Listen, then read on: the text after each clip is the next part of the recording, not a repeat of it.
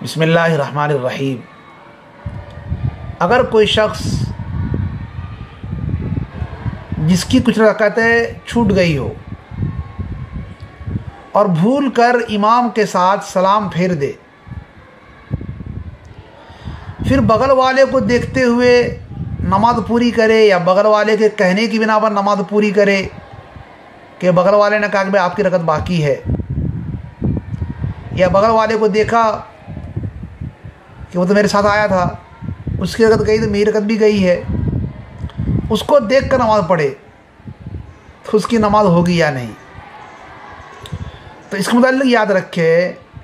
अगर मसबूक शख्स ने सलाम फेर दिया हो, चाहे एक तरफ फेरा हो या दोनों तरफ फेर दिया हो, फिर बगल वाले को देखते हुए वो खड़ा हुआ, उसे याद आया कि वाक़ईतन मेरी रकत भी छुटी हुई है, तो नमाज पूरी कर ले, यानी छुटी हुई रकत को पूरी कर ले और आखिरी में सजदा सहव कर ले तो उसकी नमाज हो जाएगी। और अगर बगल वाले के कहने की बिना पर वो नमाज के लिए खड़ा हुआ, उसे याद नहीं है कि मेरी रकत छुटी हुई है, तो उसकी दो सूरत है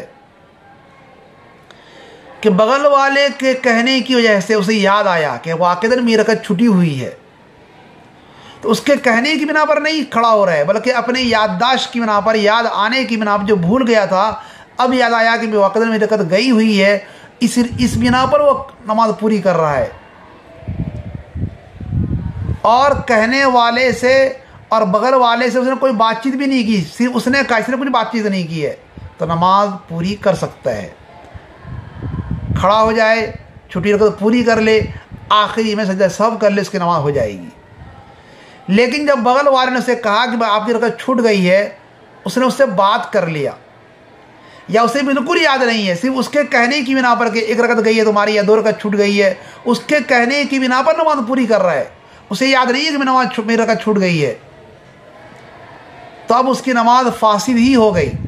क्योंकि दरमियान नमाज बात करना पाया गया। लिहाजा अब वो शख्स अजसर नौ नमाज पूरी करे।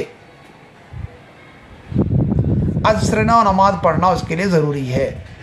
अल्लाह ताला हम सबको सही समझ अता फरमाए। आमीन।